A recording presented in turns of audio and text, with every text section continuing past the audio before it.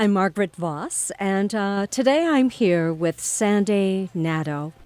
Sandy, you're the former executive director of the St. Cloud Symphony Orchestra, and you served in that role from 2001 to 2014, correct? Correct. That is correct. Yeah, today, it's Wednesday, it's June 10th, and we're on the beautiful campus of St. Cloud State University. We're in the wonderful KVSC radio studios, and it's definitely a glorious day in June. It is. It's a beautiful summer day. So welcome, Sandy. Can I just start out with some basic things? Can you please spell your name first and Sure. last, and give me your official title for the St. Cloud Symphony Orchestra? Okay. First name is Sandy, S-A-N-D-Y, and my last name is Nadeau, N-A-D-E-A-U. And for 13 years, I served as the executive director of the St. Cloud Symphony Orchestra. Oh, thanks. So today we are here to discuss one of St. Cloud State University's long-standing traditions, the Lemonade Concert and Art Fair. We're going into our 42nd year, Sandy. That's amazing. It's such a wonderful day in June on this campus. So the day-long free event features well over 200 artists, most from the region of central Minnesota, but we also have artists who put this on their travel itinerary and come to us from across the country. But the day's finale, that final event of the day, is the Twilight Classical Concert at 8 p.m. So this year it will be held on Thursday, June 25th, and once again on the campus of St. Cloud State University. So the St. Cloud Symphony Orchestra has actually performed, this will be for 20 years. Yes. Since July 6th, 1995. And as you mentioned, you have been involved for the last 13. Talk about your role as executive director with the symphony, and then working with the Lemonade Concert and Art Fair organizers. Well, I always told the board of directors and the musicians that the Lemonade Concert really was the second greatest day of the year. The greatest day of the year, of course, for me was when we performed for 1,400 fourth graders through Classics for Kids. And the chance to get classical music in front of that many fourth graders in a day was always a goosebump day for me. And then the second goosebump day for me was always the Lemonade Concert. And it really is the crowning moment of the day. And I think a crowning moment for our community when you look up on that stage and you see, oftentimes 60 musicians performing fabulous music. Not always in the best of elements, not always, the best of times. Before I forget, I have to remind everyone there was one time when a duck flew over and one of the musicians' shoes got decorated. Things like that have happened all through the history of the Lemonade, with the orchestra being out on front. But I have to tell you that one of the interesting things for me when I started the job with the St. Cloud Symphony Orchestra was the number of people who came up to me and said, "Oh, we thought that was the Minnesota Orchestra on that stage." Yeah. And I said, no, that's your local orchestra. And the response throughout 13 years of my service with the orchestra was, I didn't know St. Cloud had a symphony. So for us, it was a great day to be on that stage, to play for free to our community, and to have everybody just know and appreciate how wonderful the orchestra sounded. Because so many people thought, a local symphony, it can't be that good. And then we'd get on the stage and everybody would be blown away. So it always has been a fabulous event for the orchestra. And the beginning of Lemonade, for many years, from 1974 until 1989, featured our own Minnesota orchestra. So that your quality of that experience for those in attendance, and we... Our day-long event has over 10,000 people that come, but the bulk of the the visitors, the bulk of the community really comes in for that free classical concert that evening. And there are usually 1,500 people there. And we did 2 years ago move the concert back to 7:30 because by 9 o'clock, the instructions are we want 1 hour of classical music. By 9 o'clock, it often got quite dark.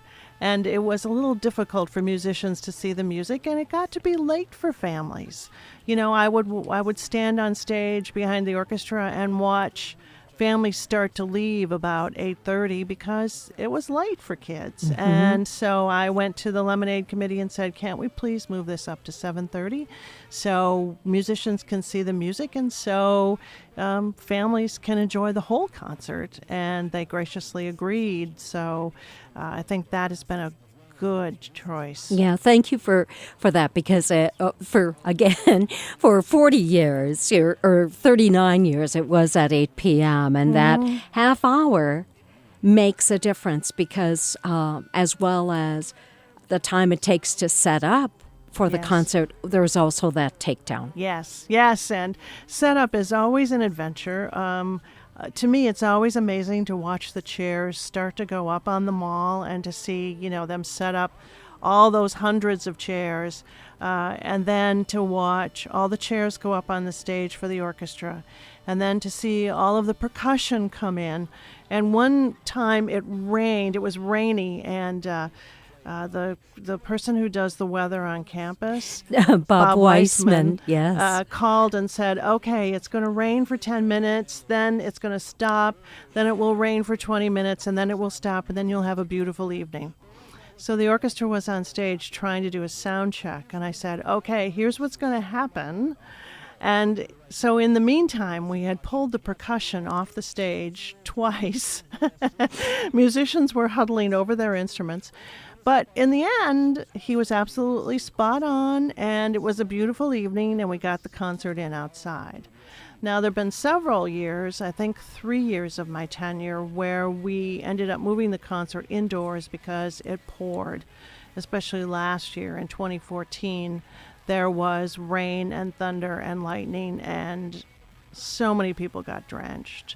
So, but not the orchestra. Not the orchestra. Or their instruments. Or the instruments. It has been very cold sometimes, and musicians have asked to go inside, and we've said, we really owe it to the community to do an outdoor concert, so if at all possible, let's try to do it outside. And we have. So, yeah, the weather is an issue. And then there's the wind, Margaret, the wind. We cannot control everything, Sandy. The wind, and then we always had 5 bags of clothespins. So that took care of music. One time we had somebody holding the conductor's music while he conducted and, turning pages from below him. So, it's an adventure, and you just have to go along for the ride, and it was a fabulous ride. I mean, I think at the end of the day, the orchestra always went, wow, that was a lot of fun. Mm-hmm. Now, you referred to going indoors. We have a beautiful auditorium called Ritchie Auditorium. Mm-hmm. In fact, the symphony performs at the auditorium throughout your year. So that's our backup site. That's our rain site, our cold weather site. And it's a beautiful, beautiful hall. When I listen to recordings of the orchestra, that's where the sound is the best. It seats over 900 people, and, for us, we just move it in, and away we go, and it's fine. It's our home. We were fine. But you're right about the twilight on campus. Mm-hmm. That we are not limited by the number that can watch. I think we put down about 1,000 chairs, and then people come with their blankets and their lawn chairs, and they fill in all the space around our mall area and it's to great. Listen. People stand there, and they don't have to feel intimidated by regular concert etiquette and protocol. They can simply stand there and enjoy 1 or 2 pieces and walk away, or stand there with their friends and have a quiet conversation. I've seen politicians work the crowd. I've seen, it's just a really great networking event. Yeah, and that relaxed environment so that families, and I think that's part of our history of the day, is it is for all. Right. It is a concert for all. Right. Your music selection for that evening, and so the concert runs about an hour in length. Yes. Yes, that's the request, is that we do an hour. And I have to tell you, Margaret, that oftentimes everyone is relaxed except me. My job was always to get the opening acts off the stage, get the orchestra on. My commitment to the musicians was to get them on the stage on time. And sometimes, I had to be a little cranky with people to get them off and to get us on, but that was my duty to the orchestra. I don't and think to the cranky community. has ever been put in a sentence with your name, Sandy, but certainly focused. Yes, focused and very adamant about caring for the musicians, because that's my job. Yeah, that's Programming for the Lemonade. I have always encouraged the conductors who programmed to program mostly pops music. Music that can be enjoyed outside. Playing outside is very difficult. The sound is very difficult to control. So we try to do things. I just remember the first time we played the Star Wars March. Oh my gosh, the audience erupted. Stars and Stripes Forever at the end, the audience erupts. We played a Shogun Farewell one year, and it was just, people were just sobbing. It was so moving. So yeah, the music can move you, and it can inspire you, and it can be just so joyful and happy. I've clashed periodically with conductors on what should be performed, because I think it should be just a joyous pops concert. In fact, in 2014, our conductor came from Ithaca College, and he really in didn't, New York. Yes, and he really didn't have a clue about our community. And he said, well, what should I program? And I said, well, here. And I programmed the concert. So, I mean, it was great. And after a while, I did admit to people, yes, I programmed it. And they went, oh, that was really good. And I'm like, it worked.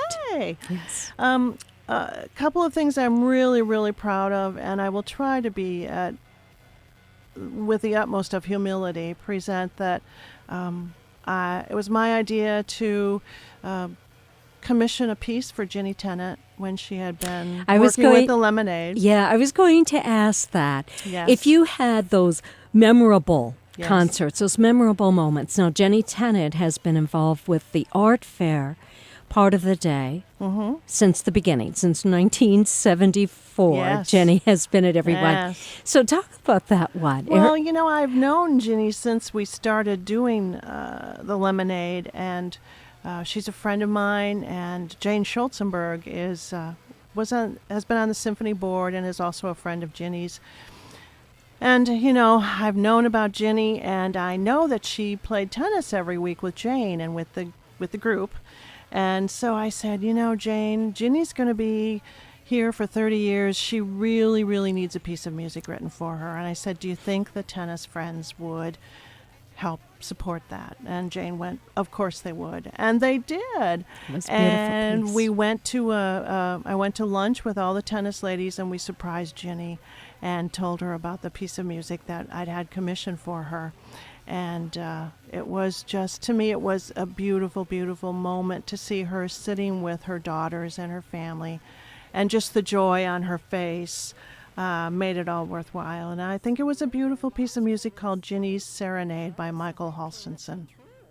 And then a couple of years later, my great friend and mentor, Dr. Kenton Frohrip, who worked at St. Cloud State in the music department for many years, had a milestone birthday.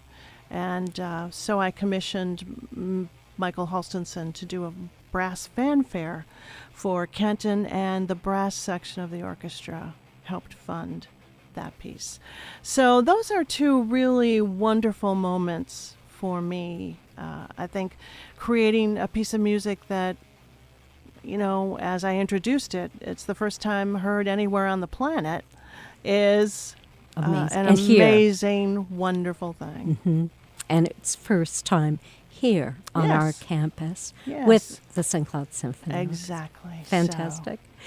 You talked a little bit about the challenges of that outdoor venue. How about being on the university campus? Is that at all a challenge in itself, or is it a really kind of lovely place for the orchestra to gather and come together? I think it's absolutely lovely. I used to spend the entire day at the art fair. We would have a booth, and it was just a great day to see everyone. You got to know the whole community. You got to see people on campus. Of course, there was lots of food and beverages, and what could go wrong with that? I think for the musicians, the hardest part was parking. As usual, there's never been enough parking, but for us, but I think, it's lovely. It was an absolutely lovely. There were so many wonderful nights when I would look at the sky over campus and the trees, and it was absolutely gorgeous, just gorgeous. Clear blue sky, thanks to Bob Weissman's Yes. weather report. His work with the meteorology department is such an important part of that day. I Yes. think they begin conversations with Bob early in the week, Yes. and as you mentioned, he can be down to almost the minute. Yes. So we are always eye to the sky in a Yes. way, but we can move very quickly Yes. to change plans and move indoors if that is needed. Well, and speaking of university staff, I just remember being huddled in Jessica Osman's office, talking on walkie-talkies and telephones, and the same thing with David McCandless. And, what a great group of people to work with. They are just always here saying, do you have what you need? Is the orchestra okay? I just was so blessed to be with a group of caring university staff who always made us feel welcome. Well, it is that town gown that makes our lemonade day really very special. It's noted as one of the largest one-day events in the region. As I mentioned, over 10,000 in attendance throughout the day. What do you think is the key factors of why it has continued when so many others have failed or ended? And then maybe talk a little bit about that greater St. Cloud community and its impact of hearing the St. Cloud Symphony perform. You mentioned it earlier about people sometimes being almost confused. Oh, I thought this was the Minnesota Orchestra. No, this is our own. Right. This is our own orchestra. I think the reason the Lemonade has continued and continues to be so successful is because it is so strenuously juried by Ginny. People who appear here, who exhibit here, really have to pass the muster. And I've seen her walk around with a notebook, and she visits every booth and writes a note, this was really great, or, they didn't deliver what they said they were going to do. I remember one year someone came in with crocheted top hand towels, and she was kind of horrified, And, when I've brought people here from out of state or out of town and they've seen the art show, they're like, wow, fantastic art. So that's the first key. I think the second key is the venue. It is so laid out perfectly for this event. And having that natural Atwood Mall and the steps that are a natural stage is a brilliant, brilliant design. Whoever did that should be, definitely given a big high five. I think the fact that the city supports it, the city comes in and does what they do, I think all of those elements come together. The fact that the university works with organizations like the St. Cloud Symphony Orchestra. I think we have the longest running collaboration with the university of any organization in the community. So over 30 years. 35 years. So I think all of those elements lead to success. And the fact that it changes, the music changes, the exhibitors change. It's not the same every year. There's something new and fresh every year. And I think probably with the symphony as well as with the Lemonade Committee, they're always evaluating. Right. How did it go? Your comment about Jenny walking around and taking notes the day of. We joke about the first wrap-up meeting or evaluation meeting is actually that night. Yes. So even though the group has been here since 4 a.m, Yes. it's now 11 o'clock at night, and they gather to really kind of take a deep breath, Right. but to capture what is it that we want to make sure we hang on to, Right. key components, and then what do we tweak? What do we change? And as you say, parking is always at that top of the list. But over the years, I think the shuttle buses bringing people to the community from lower parking lots has been a beautiful addition. But there's a lot of people. Well, and I've always appreciated being a part of the wrap-up. How do you think it went, Sandy? How did it go for the orchestra? And when I brought forward issues, like we need to start earlier, people listen and things change, and that's really great. That's wonderful. So if you were going to give advice to a community that is kind of looking at what's going on here in St. Cloud, and they want to start their own variation of Lemonade Art Fair and Concert, what would you see as those important aspects for success? Oh, I think, it always comes down to passion. Do you have a passion for your community? Do you have a passion for whatever you are trying to present? Do you have a passion for this event? No one goes into this kind of on the sidelines. You're either all in or all out. And I think having that kind of drive and commitment is critical. And if you don't have the right people at the table with that kind of passion, then good luck, you know. I think we've always been fortunate to have those people who are drivers and leaders and who want to make the community the very best we can, so that this is a great place for us to live. Yeah.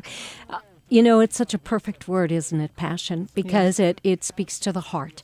It speaks to the soul, because it is this, sometimes you couldn't maybe really count the number of hours that's invested into that day. Right. And the ripple out effect is huge, because every artist that comes preparing their wear has the passion for that, the time and energy.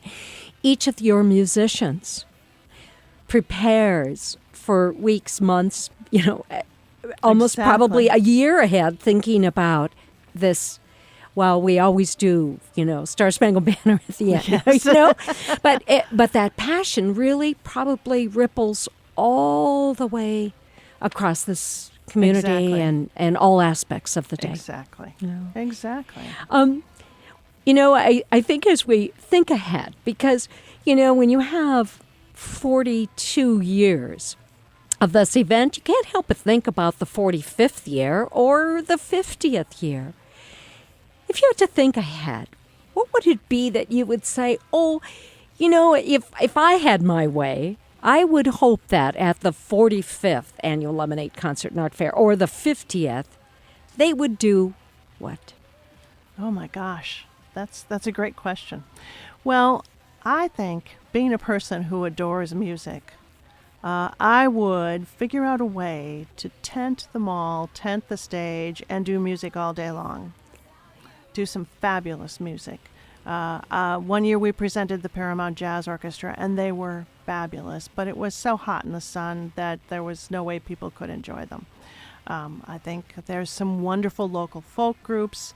I think just, celebrating the music of our community would be a really wonderful gift.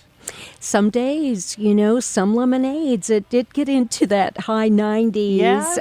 And, if you could fry an egg on the mall Yes. in the mid-afternoon, I think it might have been possible. Yes. So that's some wonderful advice about figuring out a way to somehow canopy, tent, so that music venue can continue throughout Yes. the day. Okay, and here's one last one, Sandy. What's the difference between a symphony and a band? Oh, a symphony has string instruments, which are absolutely glorious, and a band does not. Strings being cellos, Cellos, and violins, violins. violas, bass. So when you have those musicians in your midst, you are in an orchestra. Thank you so much for taking time out of, as I said, a glorious afternoon in June to talk about, really for us, a wonderful cooperative event between the university and the community. Thank you, Sandy.